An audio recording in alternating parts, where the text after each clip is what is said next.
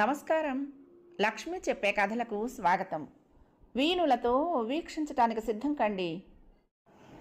ప్రియ సఖులు, ఇప్పుడు మనం ప్రముఖ రచయిత శ్రీ కొమ్మూరి వేణుగోపాలరావు గారు రచించిన ప్రేమ నక్షత్రం ధారావాహిక నుండి 7వ భాగం వినేద్దామండి. తెల్లవారుజామున 4 గంటల తర్వాత మొదట మెలకు వచ్చింది కల్నల్కి. తాను ఎక్కడున్నాడు అనుకుంటూ అటు ఇటు కదిలాడు. పక్కనే ఉన్న ఫణి శరీరం తగిలింది. ఇదేమిటి, తన పక్కన ఎవరున్నారు? కల్నల్ నిషా దిగిపోయింది. ఏం జరిగిందా అని గబగబా ఆలోచిస్తున్నాడు. రాత్రి జరిగిందంతా ఒక్కొక్క దృశ్యం కళ్ళ ముందు మెదులుతోంది. తాను వాళ్ళంతా సక్రమంగా ఇళ్ళు చేరారా లేదా అని పర్యవేక్షించడానికి బయలుదేరి చివరకు ఇక్కడికొచ్చి ఒళ్ళు జల్లుమంది. తాను రాత్రంతా చూడమని పక్కలో పడుకుని ఉన్నాడన్నమాట. విద్యుద్ఘాతం తగిలినట్లు ఒక్కసారిగా వణికి గబాలన మంచం మీద నుండి లేచి నిలబడ్డాడు. ఇంకా నయం, ఆమె లేవలేదు. లేచి గమనించినట్లయితే ఎంత రసాభాస జరుగుండేదో. చీకట్లో తడుముకుంటూ బయటకు వచ్చేశాడు. మనసంతా వికలమైంది. గబగబా అడుగులు వేసుకుంటూ తన బంగ్లా వైపు వెళ్ళిపోయాడు. మెల్లగా వెలుగు రేఖలు నలుమూలల్ని తాకి చీకట్లు విడిపోతున్నాయి. ఫణి కళ్ళు విప్పాడు. తలంతా బరువుగా ఉంది. లేవాలనిపించటం లేదు. అటు ఇటు పొర్లాడు. గదిలోని సరంజామా కళ్ళబడేసరికి ఇదేమిటి, ఇది నా గదిలా లేదు అని స్ఫురించేసరికి గభాలను లేచి కూర్చున్నాడు. ఇది తన కాటేజ్ కాదు. ఇక్కడికి ఎలా వచ్చాడు? రాత్రి జరిగిన సంఘటనలన్నీ ఒక్కొక్కటిగా గుర్తుకొస్తున్నాయి. తాను దారి తప్పి ఎవరి కాటేజ్లోనో పడుకున్నాడు. ఎంత పొరపాటు జరిగిపోయింది. ఈ కాటేజ్లో ఉన్న వాళ్ళు ఏమైనారు? గబగబా బయటకు వచ్చే నెంబర్ చూశాడు. అతని గుండె లవిసిపోయినట్లయిపోయాయి. అది చూడమని కాటేజీ. చూడమని ఎక్కడున్నట్లు? ఎవ్వరూ చూడకముందే తాను ఇక్కడి నుంచి జారుకోవాలి. సరిగ్గా అంతకుముందే 43వ నెంబర్ కాటేజ్లో ఉన్న శైలజకు మెలకు వచ్చింది. ఆమెకు వెంటనే అది తన గది కాదని అర్థమైంది. అంతేకాక అది ఫణి కాటేజ్ అని కూడా గ్రహించింది. తాను రాత్రంతా ఫణి ఇంట్లో అతని పక్క మీద పడుకొని ఉందా? ఆమెకు వెంటనే ఆ సంఘటన బాగుందనిపించింది. కానీ అంతలోనే లీలగా రాత్రి చూసిన దృశ్యం కళ్ళ ముందు మెదిలింది. కోపంతో గుండె ఎగిసిపడింది. సరే, తానిక్కడ ఒళ్ళు తెలియని స్థితిలో పడుకునుంది. కానీ ఫణి ఏమైనట్లు? లేచి ఇల్లంతా కలియ వెతుకుతున్నట్లు ఓసారి అటు ఇటు చూసి గుమ్మం దగ్గరికి వచ్చింది. తలుపు తెరిచింది. వెంటనే కొయ్యబారిపోయి నిలబడిపోయింది. ఫణి చూడమని ఇంట్లో నుంచి బయటకు వస్తున్నాడు. చూడమని ఇంట్లో నుంచి వస్తూ ఏదో తోచి తల ఎత్తి తన ఇంటి గుమ్మంలో నిలబడి ఉన్న శైలజను చూసి నిర్ఘాంతపోయి ఉండిపోయాడు ఫణి. శైలజ కళ్ళ వెంట నిప్పులు కురిపిస్తూ అతని వంక చూస్తున్నది. ఏదైతే జరగకూడదనుకున్నాడో అదే జరిగింది. ఎవరి కళ్ళ పడకూడదనుకున్నాడో వాళ్ళ కళ్ళ పడ్డాడు. దినచర్యలో యాంత్రికమైన విషయాల్లో స్త్రీ పురుషుడికి భయపడుతూ ఉంటుంది. సున్నితమైన విషయాలలో పురుషుడు స్త్రీకి భయపడుతూ ఉంటాడు. బిక్కమొహం వేసుకుని ఒక్కొక్క అడుగు వేస్తూ తన కాటేజ్ వైపు వచ్చాడు. అప్పటికింకా మనుషుల సంచారం మొదలు కాలేదు. శైలు, లోపలికి పోదాంరా, నీతో మాట్లాడాలి అన్నాడు. అక్కర్లేదు, రాత్రంతా నువ్వు అక్కడే పడుకున్నావు కాదు? పడుకున్నాను, కానీ ఒక్కడనే పడుకున్నాను అన్నాడు. అంతే. ఆమె ఒక్క మాట మాట్లాడలేదు. ఎదురుగా ఉన్న అతన్ని రాసుకుంటూ సర్రును దిగిపోయింది. తన కాటేజ్ వైపు వెళ్లకుండా పార్కు వైపు పిచ్చిదానిలా నడిచి వెళ్ళి పార్కులో కూర్చొని వెక్కి వెక్కి ఆడవసాగింది.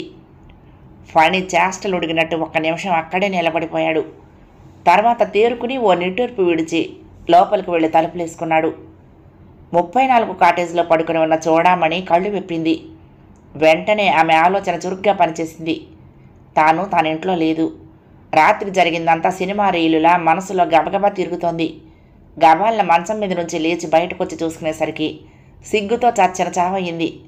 తల తిప్పి అటు ఇటు చూసేసరికి ఎవరూ కనిపించలేదు.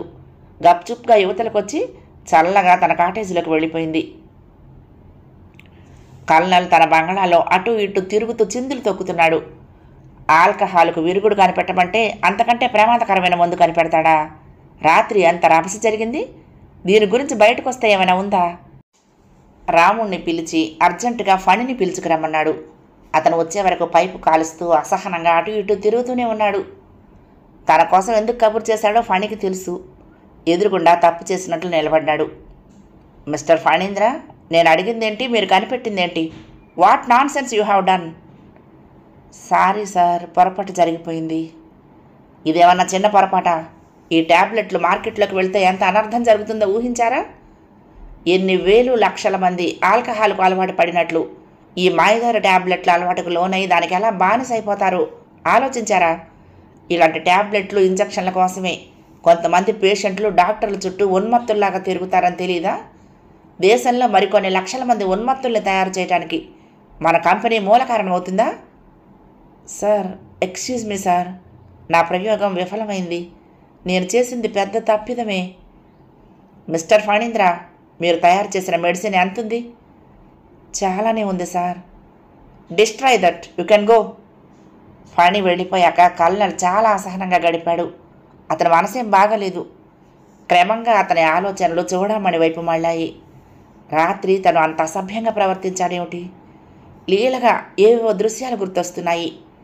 డిన్నర్ జరిగేటప్పుడు తాను ఆమె దగ్గరగా వెళ్ళాడు. భుజాల మీద చేతులు వేశాడు. దగ్గరకు లాక్కున్నాడు. అంతటితో అయ్యిందా? ఆమె కాటేజ్కి వెళ్ళాడు. రాత్రంతా ఆమె పక్కలోనే పడుకున్నాడు. ఏ స్త్రీ అయినా ఇలాంటి చర్యలు క్షమిస్తుందా? తాను ఆమె కళ్ళెదుట ఎలా పడతాడు? పడకూడదు అనుకుంటూ పక్కకు తిరిగాడు. కళ్ళెదుట చూడమని వచ్చేసింది. తనను నిందించడానికే వచ్చింది. తన తప్పును తెలియచెప్పడానికే వచ్చేసింది. అదిగో ఆ కళ్ళల్లో ఆవేశం. అంతటి పురుషాగ్రేసరుడైన కల్నల్కు భయం పట్టుకుంది. కూర్చోండి అన్నాడు. రాత్రి అలాంటి పార్టీ ఎందుకు ఏర్పాటు చేశారు అడిగింది. అదిగో యుద్ధరంగంలోకి దిగుతోంది. పొరపాటు జరిగిందని ఒప్పుకుంటున్నాను. మీ పట్ల కూడా చాలా అత్యాచారంగా ప్రవర్తించాను అన్నాడు. అత్యాచారం అంటాడేమిటి? అంత కాని పని ఏం చేశాడు? అసలు చూడమణికి పొద్దుటి నుంచి మనసు ఉండబట్టడం లేదు. రాత్రి జరిగింది సగం గుర్తొచ్చి సగం గుర్తురాక లోపల కలవరంగా ఉంది. కల్నల్ ఎలా ఉన్నారో అని చాలా వ్యాకులపాటుగా ఉంది. దానికి తోడు బైనాక్యులర్ పట్టుకుని టెర్రస్ మీద గోచరించలేదు. అతన్ని చూడాలని మనసు ఆరాటపడింది. మాట్లాడటానికి ఏదో ఒక వంక దొరక్కపోతుందా అని తెగించి ఇటు వచ్చింది. ఎందుకు చేశారో అత్యాచారం అడిగింది. అది తెలియని స్థితిలో జరిగింది. ఎంత తెలియని స్థితిలో ఉంటే మాత్రం అలా చెయ్యొచ్చా? చెయ్యకూడదు మరి, కానీ చేశాను. ఇతను ఏం చేశాడు అసలు? తనకేమీ శరీరంలో మార్పులు కనపడటం లేదు. ఏం జరిగిందో తెలుసుకుందామని ఆమెకు కుతూహలంగా ఉంది. అతని మొహంలోకి సీరియస్గా చూసింది. ట్యాబ్లెట్ చాలా ఘోరంగా ఎఫెక్ట్ ఇచ్చింది. నేనేం చేస్తున్నానో నాకు తెలియలేదు. మీ భుజాల మీద చేతులు వేసి దగ్గరికి లాక్కున్నాను అన్నాడు కల్నల్. అవును, గుర్తొస్తుంది. తన భుజాల మీద అతని చేతులు. ఇంతటి బలిష్టమైన కల్నల్ ఎంత హాయిగా ఉన్నాడు. తర్వాత ఏం జరిగింది? కటువుగా అడిగింది.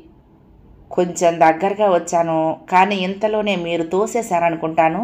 దూరంగా పోయాను. చూడమణికి ఉసూరుమనిపించింది. చాలా నిస్పృహగా ఉంది. తాను దూరంగా తోసేసిందా అయ్యో అనుకుంది. తర్వాత మీరంతా వెళ్ళిపోయారు. సరిగ్గా ఇళ్లకు చేరుకున్నారో లేదోనని వెంటనే వచ్చాను. మీ కాటేజీలోకి వచ్చాను. మీరు సరిగ్గా పడుకున్నారో లేదో చూద్దామన్న తాపత్రయం. చీకట్లో తడుముకుంటూ మీ మంచం దగ్గరికి వచ్చాను. సరిగ్గా అప్పుడే తల గిర్రున తిరిగి ఏదో మత్తు ఆవహించినట్లయి మీ మంచం మీద మీ పక్కనే వాలిపోయాను. చూడమణికి బుగ్గలు ఎరిపెక్కాయి. ఒళ్ళంతా జలతరించినట్లయింది. అతను తన పక్కనే పడుకున్నాడా? ఇంతలో ఇంకో అనుమానం వచ్చింది. తాను రాత్రంతా శైలజ కాటేజీలో ఉంది. ఒకవేళ తన కాటేజీలో శైలజ పక్కన అతను. అసూయతో ఆమె మనసు భగ్గుమంది. కానీ మళ్ళీ వెంటనే తార్కికంగా ఆలోచించింది. తాను వెళ్ళేసరికి ఇంట్లో ఎవరూ లేరు. తను పొరపడినట్టుగానే అతను పొరపడి శైలజ కాటేజ్కే వచ్చుంటాడు. అంతేకాదు, తెల్లవారే వరకు మీ పక్కనే పడుకున్నాను అన్నాడు. ఆమె శరీరం పులకరించినట్లుగా అయ్యింది. తనకు తెలియకుండానే ఇంత గొప్ప అనుభవం జరిగిపోయిందా? ముఖం మాత్రం గంభీరంగా పెట్టింది. అంటే నా పక్కన కొన్ని గంటలు పడుకుని ఉన్నారన్నమాట. అంతసేపు మీ శరీరం నా శరీరానికి తగులుతూ ఉండొచ్చు కదా? పెద్ద పులి లాంటి కల్నల్ దీనంగా మారిపోతున్నాడు. ఉండొచ్చు. ఇది చాలా అన్యాయం. అందుకే నన్ను శిక్షించమంటున్నాను అన్నాడు. ఏం శిక్ష విధించమంటారు? మీ ఇష్టం. వేరొకరు నేరం చేస్తే నేను ఒప్పుకోలేదు. అలాగే నేను నేరం చేసినప్పుడు మీరు దయతాల్చొద్దు అన్నాడు. చూడమని అటు ఇటు చూసింది. గోడకు తగిలించి ఉన్న హంటర్ ఆమె కళ్ళబడింది. ఏదో ఆలోచన వచ్చి గోడ దగ్గరికి వెళ్ళి హంటర్ చేతిలోకి తీసుకుంది. కల్నల్ ఆమె ముఖంలోకి చూస్తున్నాడు. ఇద్దరి మధ్య కొన్ని గజాల ఎడ ఉంది. చూడామణి హంటర్ని కొంచెం పైకెత్తింది. ఆమె చెయ్యి విసురుగా వచ్చింది. ఆ విసురుకు హంటర్ ఆమె చేతిలో నుండి దూసుకు వెళ్ళి అతని మెడకు చుట్టుకొని నల్లని పూలమాలలా ఉండిపోయింది. కల్నల్ నిర్ఘాంతపోయి అలా చూస్తూ ఉండిపోయాడు. చూడామణి కూడా ఒక్క నిమిషం అతని ముఖంలోకి చూస్తూ అలానే నిలబడి ఉంది. తర్వాత గిరుక్కును తిరిగి మెరుపులా బయటకు వెళ్ళిపోయింది. Lunch hour. కంపెనీలో అందరూ మెడిటేషన్కి లేచారు. ఫణి మాత్రం తన సీట్లో నుంచి లేవలేదు. శైలజ కూడా దీర్ఘంగా ఆలోచిస్తూ తన కుర్చీలో కదలకుండా ఉండిపోయింది. చూడామణి లేచి బాత్రూమ్ కేసి వెళ్ళింది. సమయం కోసం చూస్తున్న వాడిలా ఫణి గ్లాస్ విండో పైకెత్తాడు. శైలు పిలిచాడు. శైలజ అతని వంక అద్దంలో నుంచి నిప్పులు కక్కుతూ చూసింది. ఇవాళ మెడిటేషన్కి వెళ్లకుండా కూర్చుండిపోయావే? నేనెప్పుడు వెళ్తానా? వెళ్తే ఆ చూడామణితో కులుగుతూ కూర్చుందామనా? శైలు నీకు మతిపోయింది. ఏం పోలేదు. ఏం రాత్రంతా ఉంది చాలేదా? ఇంకా తనివి తీరలేదా? శైలు ఏం జరిగిందో తెలుసుకోకుండా ఎంత మాట పడితే అంత మాట అనేస్తున్నావు. నా కర్మ కొద్దీ జరిగే సంఘటనలు అలాగే దాపురిస్తున్నాయిలే అన్నాడు. దాపురించటం లేదు, నేను అనుగ్రహిస్తున్నాయి అంది కోపంగా. శైలు నువ్వు మామూలుగా మాట్లాడలేవా? ఏం ఎందుకు మాట్లాడాలి? ఏం చూసుకుని, ఏ ఆశ చూసుకుని? నా కోసం శైలు, మన కోసం. నువ్వు చేయి దాటిపోయావు. మనం అనే అందమైన పదం ఇక లేదు. శైలు అంతే, గుడ్ బై. ఆమె గ్లాస్ విండో దింపేసింది. ఫణి ఏదో అంటున్నాడు కానీ అవతలి వారికి ఊరికే పెదవులు కదిలిస్తున్నట్టు అనిపిస్తుంది కానీ మాటలు ఆ ఛాంబర్ దాటి బయటకు పోవటం లేదు. చూడామణి తిరిగొచ్చింది. అనుకోకుండా ఇద్దరి ముఖాల్లోకి ఒకసారి పరిశీలనగా చూసింది. ఎందుకు అలా కూర్చుని ఉన్నారు? ఈరోజు మెడిటేషన్కి వెళ్ళలేదా? ఎంతసేపు తాను లేని సమయం చూసి మాట్లాడుకోవటం లేదు కదా. మొహాలు చూస్తే అదోలా ఉన్నాయి. అయినా ఎందుకో ఈవేళ వాళ్ళని చూస్తే కోపం రావటం లేదు. వాళ్ళ పట్ల ఆమె చాలా ప్రసన్నంగా ఉంది. ఒక నిమిషం గడిచాక శైలజ లేచి బయటకు వెళ్ళిపోయింది. ఫణి పని ఇప్పుడు చాలా ఇరకాటంలో పడింది. అసలే ఆమె తానంటే మండిపడుతుంది. ఇప్పుడు చూడామణితో ఒంటరిగా ఉన్నాడు. దీన్ని గోరంతలు కొండంతలు చేసి ఎంత రాద్ధాంతం చేస్తుందో. కొంచెంసేపు తటస్థంగా గడిపి ఏమైతే అది అయిందని తను లేచి బయటకు వెళ్ళాడు. క్యాంటీన్ వైపు నడిచాడు. క్యాంటీన్లో కుర్చీలన్నీ ఖాళీగా ఉన్నాయి. ఒక మూల ఎక్కడో శైలజ కూర్చుని ఉంది. ఆమెకు దూరంగా ఇంకో చోట అతను కూర్చున్నాడు. అంత పెద్ద హాల్లో తామిద్దరూ తప్ప ఎవరూ లేరు. ఆమె తల అటు ఇటు తిప్పకుండా నెమ్మదిగా కాఫీ తాగుతుంది. ఆమె వంక దిగులుగా చూస్తూ ఫణి కాఫీ తాగుతున్నాడు. మెడిటేషన్ అయిపోయినట్లుంది. జనం గబగబా లోపలికి రావటం మొదలుపెట్టారు. కాసేపట్లో క్యాంటీన్ అంతా మనుషులతో నిండిపోయి కిటకిటలాడుతోంది. మనుషులు అటు ఇటు తిరుగుతూ ఉండటం వలన కొంచెంసేపు ఆమె కనపడలేదు. కాస్త సర్దుకునేసరికి మళ్ళీ కనిపించింది. ఆమెకు ఎదురుగా రామకృష్ణ కూర్చుని ఉన్నాడు. ఆమెతో ఏదో మాట్లాడుతున్నాడు. ఆమె కూడా నవ్వుతూ ఏదో జవాబులు చెప్తోంది. క్రమంగా తిరిగి డ్యూటీకి వెళ్ళే టైం అయింది. అందరూ బయటికి వెళ్తున్నారు. ఫణి కూడా లేచాడు.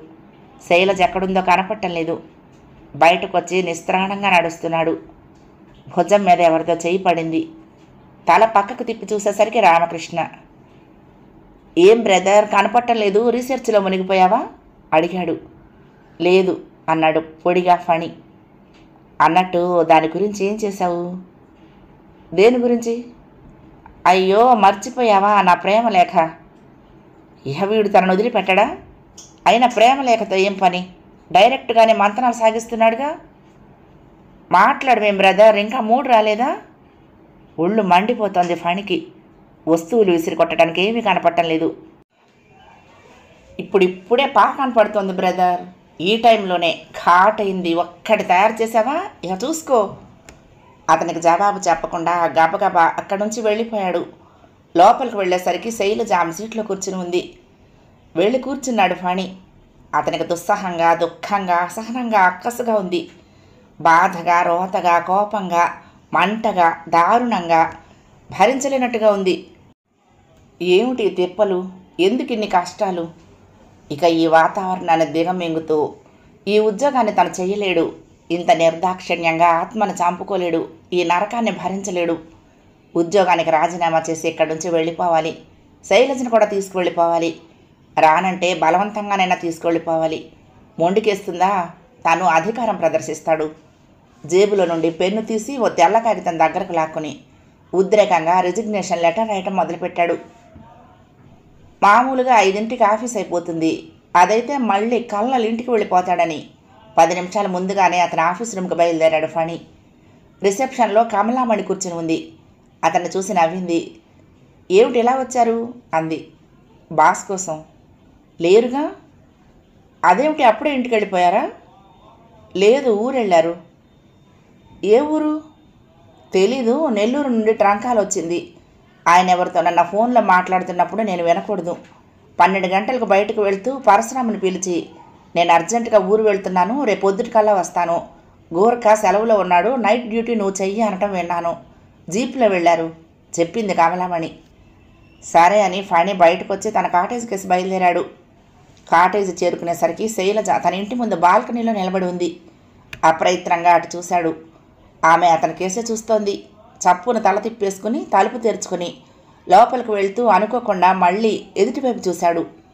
శైలజ ఇంకా అక్కడే నిలబడి తన కేసు అలాగే చూస్తోంది. గభాలన లోపలికి వెళ్ళి గట్టిగా తలుపులేశాడు. నేల మీద ఒక కవర్ పడింది. వంగి తీసుకుని అడ్రస్ రాసిన దస్తూరిని బట్టి ఆ ఉత్తరం వసుమతి రాసిందిగా గుర్తించాడు. మంచం మీదకు వెళ్ళి కూర్చొని కవర్ చింపాడు. అన్నయ్య, చాలా రోజులైంది నువ్వు ఉత్తరం రాసి. నీ ఉద్యోగ నిర్వహణకు అంతరాయం కలుగుతుందని నేను ఇక్కడ విషయాలు ఏమీ రాయటం లేదు. కానీ అన్నయ్య, ఇప్పుడు తప్పటం లేదు.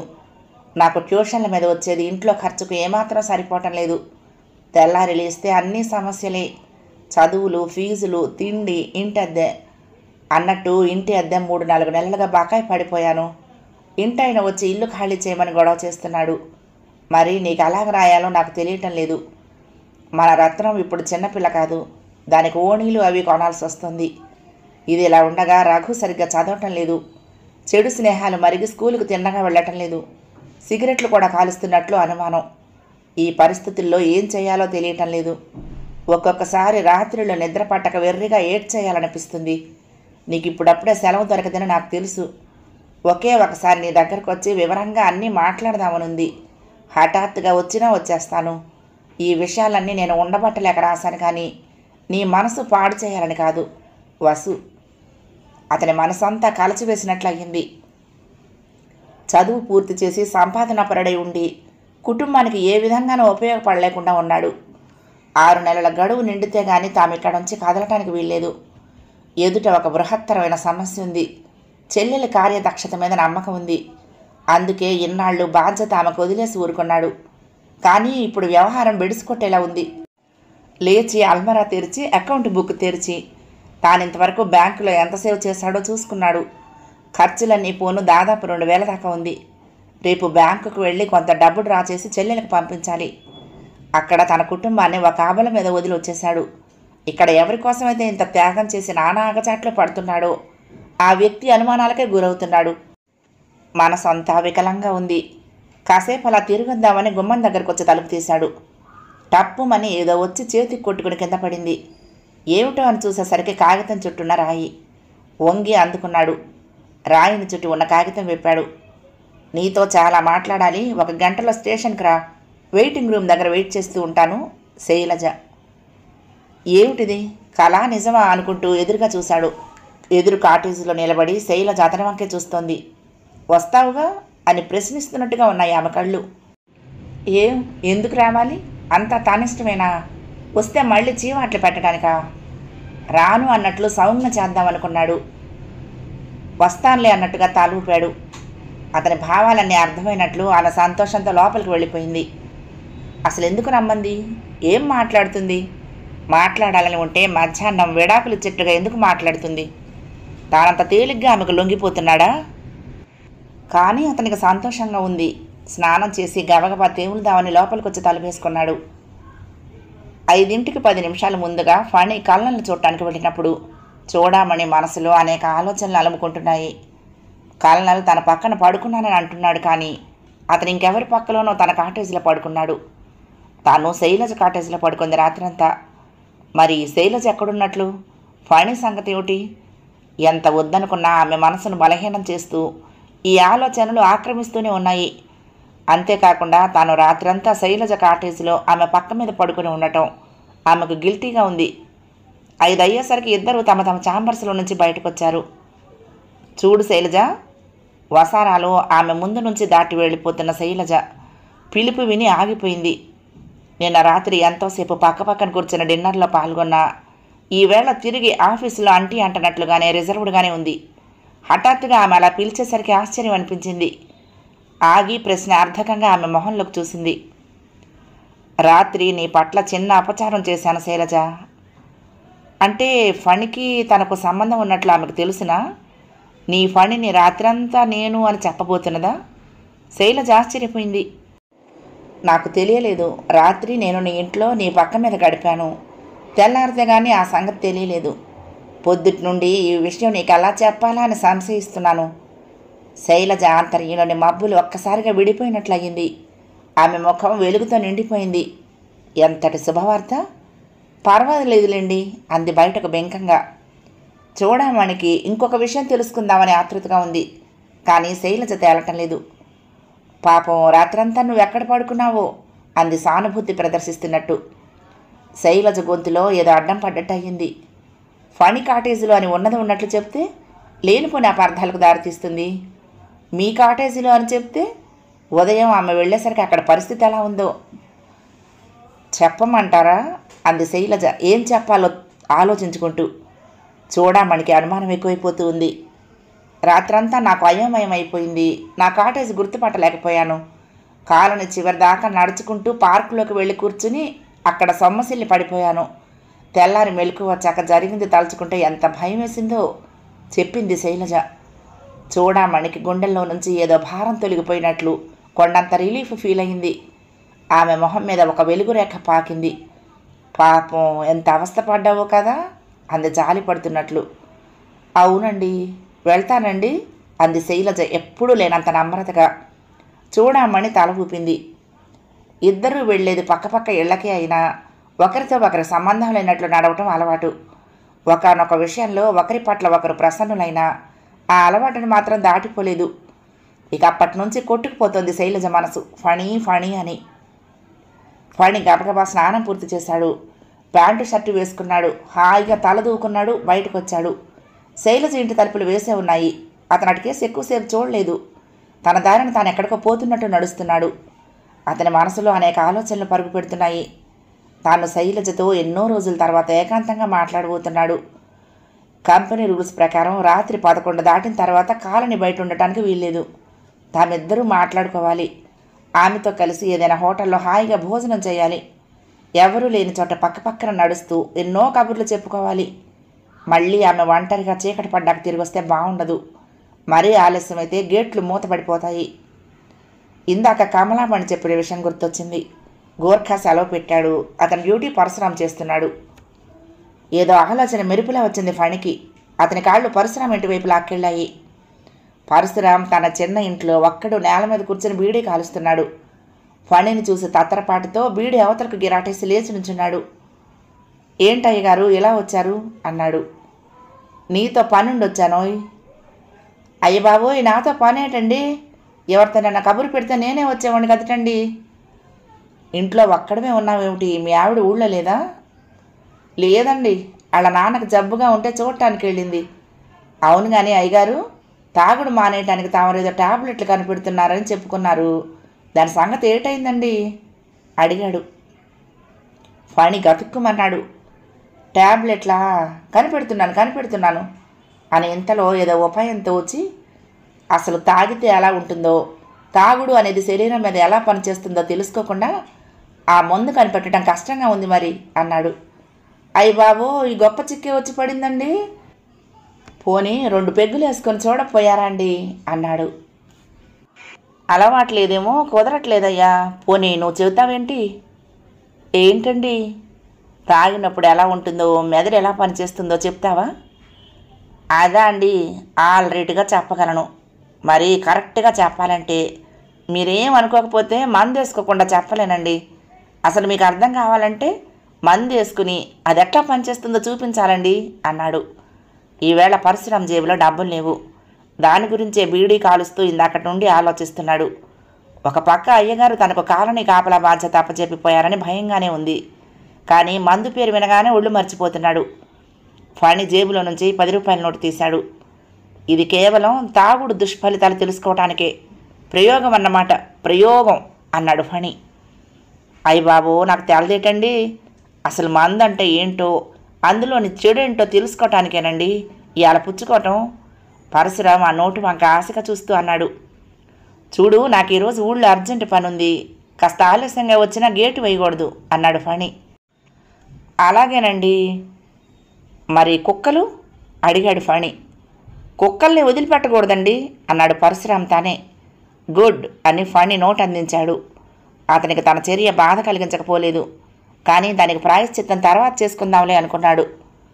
నేను తిరిగి రాగానే నాకు కావలసిన పాయింట్లన్నీ చెప్పాలి అన్నాడు. ఆల్ రైట్, చేసి చూపిస్తాను.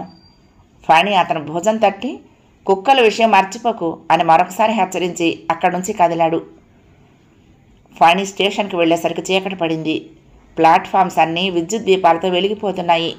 వచ్చే రైళ్లు, పోయే రైళ్లు, ఇంగ్లీష్లో, తెలుగులో, హిందీలో రైళ్ల రాకపోకల గురించి అనౌన్స్మెంట్లు, జనం కిటకిట, అటు ఇటు పరుగులాట, అమ్మకాలు సాగించే బళ్ల రోద, నవ్వులు, కేరింతలు, వీడ్కోలు, టికెట్ కలెక్టర్ల చుట్టూ గుంపులు. స్టేషన్ అంతా అలవాటైన సందడిలా ఉంది. ఫణి మెట్లు దిగి ప్లాట్ఫామ్ మీద అడుగుపెట్టి అటు ఇటు చూసుకుంటూ వెయిటింగ్ రూమ్ వైపు నడుస్తున్నాడు. శైలజ ఎక్కడికి రమ్మంది ఏమిటి? ఇంత జనసమ్మర్దం ఉన్న చోట ఆమెను ఎలా కలుసుకుంటాడు, ఎలా మాట్లాడతాడు? తనను ఎక్కడికో అక్కడికి రమ్మనాలి, చెప్పడానికి టైం లేదు. ఆ సమయంలో ఆమెకు అంతకన్నా తోచుండదు. భుజం మీద ఎవరిదో చెయ్యి పడి ఆగిపోయాడు. తల తిప్పి చూసేసరికి రామకృష్ణ అతన్ని చూసి నవ్వుతున్నాడు. ఏమిటి ఇలా వచ్చావనో ఏదో అంటున్నాడు. కానీ ఫణికి ఏమీ వినపట్టం లేదు. కళ్ళు మాత్రం చురుగ్గా పనిచేస్తున్నాయి. అదిగో వెయిటింగ్ రూమ్ వైపు నుంచి శైలజ అతన్ని చూసిన సంతోషంలో మొహంలో కాంతులు విరజిమ్ముతూ ఉండగా ఫణికేసి నడిచొస్తోంది. ఆమె రామకృష్ణను చూడటం లేదు. శైలజ ఆతృతగా నడిచి వచ్చేస్తోంది. రామకృష్ణ అటువైపు చూస్తే కొంప మునిగిపోతుంది. ఫణి రామకృష్ణను భుజం పట్టుకుని అర్థం లేకుండా ఇటువైపు తిప్పాడు. అతని ప్రవర్తన రామకృష్ణకు కూడా ఆశ్చర్యం అనిపించి ఫణి ముఖంలోకి చిత్రంగా చూస్తున్నాడు. నా స్నేహితుడొకడు వైజాగ్ నుంచి వస్తున్నాడు, అతని కోసం వచ్చాను అంటూ శైలజను అక్కడే ఆగమన్నట్లు చెయ్యి వెనక్కి పెట్టి సాగున చేశాడు. శైలజ అప్పటికి గమనించి గబుక్కున ఆగిపోయింది. అరే, నేను వైజాగ్ నుంచి వచ్చే స్నేహితుడి కోసమే వచ్చాను. అయితే ఇద్దరం కలిసి వెయిట్ చేయొచ్చు. ఇంతకీ నీ ఫ్రెండ్ ఎవరు? ఫణి తడుముకొని రమేష్ అని. అలాగా, నా ఫ్రెండ్ సురేష్. పద అలా క్యాంటీన్ వైపు వెళ్ళి టీ తాగొద్దాం అన్నాడు. ఇంతలో వైజాగ్ నుంచి వచ్చే రైలు కొద్ది నిమిషాల్లో చేరుకుంటుందని అనౌన్స్మెంట్ వచ్చింది. అదిగో రైలు వచ్చేస్తుందిట, టైం చాలదు అన్నాడు ఫణి. ప్రయాణికుల్లో సంచలనం మొదలైంది. శైలజ దూరంగా జరిగి పక్కకు తప్పుకుని ఓ స్తంభం పక్కన నిలబడింది. సరే పద, ముందుకు పోయి నిలబడదాం అన్నాడు రామకృష్ణ. కాసేపట్లో రైలు ప్లాట్ఫామ్ మీదకి వచ్చాగింది. ఫణి ప్రాణం అంతా శైలజ మీద ఉంది. ఇంతవరకు అతని చెయ్యి రామకృష్ణ చేతిలో ఉంది. రామకృష్ణ కళ్ళు ఆతృతగా కంపార్ట్మెంటుల్లో వెతుకుతున్నాయి. అలా వెతుకుతున్న కళ్ళు ఓ కంపార్ట్మెంటు తలుపు దగ్గర నిలబడి సూట్ కేసుతో దిగబోతున్న ఓ అందమైన యువతి మీద పడి అలా నిలిచిపోయాయి. ఆ యువతి వసుమతి. అనుకోకుండా అతని చెయ్యి ఫణి చేతిని విడిచిపెట్టింది. ఇదే అవకాశం అనుకుని ఫణి తన స్నేహితుడి కోసం గాబరాగా పరిగెత్తినట్లు అతన్ని తప్పించుకుని ముందుకెళ్ళిపోయాడు. వసుమతి అతన్ని చూడలేదు. అతను గమనించే స్థితిలో లేడు. శైలజ అతని కోసం నిరీక్షిస్తూ స్తంభం చాటునే నిలబడి ఉంది. జరుగుతున్నదంతా ఆమె గమనిస్తూనే ఉంది. మరొక సమయంలో అయితే ఆమె కోపం తెచ్చుకునేదే. కానీ ఫణితో పునఃసమాగం కోసం మనసు తహతహలాడుతున్నదాయే. ఆతృత తప్ప ఆవేశం లేదు. శైలు, రా, ఇటు వైపోదాం. ఆమె చేయి పట్టుకుని ఇంచుమించు లాక్కుపోతున్నట్టు ప్లాట్ఫామ్ అవతలి వైపుకి తీసుకుపోయాడు.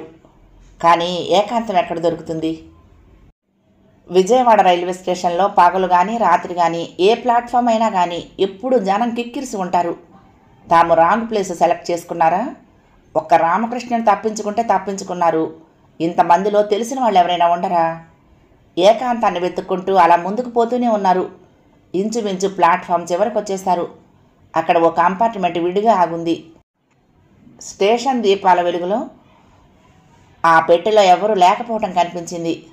ఆనాటి సామర్లకోట రైల్వే స్టేషన్లోని సంఘటన ఇద్దరి మనసుల్లోనూ మెదిలుంటుంది. అప్రయత్నంగా ఒకరి ముఖంలోకి ఒకరు చూసుకున్నారు. ఇద్దరి పెదవుల మీద చిరునవ్వు తాండవించింది. ఇద్దరికీ మొదటి పరిచయం కొంచెం దగ్గరగా రావటం ఆ ఒంటరి రైలు పెట్టెలోనే సంభవించింది. ఇద్దరూ ఒకరి కళ్ళల్లోకి ఒకరు చూసుకున్నారు. అతనింకా ఆమె చేతిని పట్టుకుని ఉన్నాడు. అలాగే లోపలికి తీసుకువెళ్ళి ఓ బెర్త్ మీద తను కూర్చుని పక్కన కూర్చోబెట్టుకున్నాడు. ఇప్పుడు చెప్పు శైలు, దేనికి రమ్మన్నావు నన్ను? ఆమె చెయ్యి ఇంకా అతని చేతిలోనే ఉంది. అతని చేతిని లాక్కుని తన ఒడిలో ఉంచుకుని క్షమాపణ చెప్పుకోవటానికి, ఎన్నాళ్ళు నిన్ను మానసికంగా హింసించినందుకు అంది. నేను తప్పు చేశానని నమ్మావుగా? సారీ, నా కళ్ళ ముందు పొరలు ఇప్పుడు తొలగిపోయాయి. శైలు అంటూ తన చేతిని విడిపించుకొని ఆమె భుజం చుట్టూ చెయ్యి వేసి దగ్గరకు తీసుకున్నాడు. నిజంగా ఎంత నరకం అనుభవించానో తెలుసా? అతని గొంతు గద్గదమైంది. కానీ ఇప్పుడు వెరీ వెరీ హ్యాపీ అన్నాడు. ఇద్దరూ మాటలు లేనట్లు నిశ్శబ్దంలోని ఆనందాన్ని అనుభవిస్తూ కొంతసేపు అలా ఉండిపోయారు. ఫణి, ఇప్పుడు ఏం చేద్దాం అనుకున్నావు? శైలజ మాట్లాడింది. రిజైన్ చేద్దాం అనుకున్నాను. రిజిగ్నేషన్ లెటర్ రాశాను కూడా. కానీ కల్నల్ ఊళ్ళో లేకపోవడంతో ఇవ్వలేకపోయాను అన్నాడు. అమ్మో, రాజీనామానే? మన సమస్యలు. ఈరోజే మా నాన్న రాసిన ఉత్తరం అందింది. మా మేనత్త చాలా గొడవ చేస్తోందిట. పరిస్థితి విషమరూపం దాల్చి ఇల్లు వాకిలి వదిలి రోడ్డును పడేలా ఉన్నారట. శైలజ భయంగా అంది.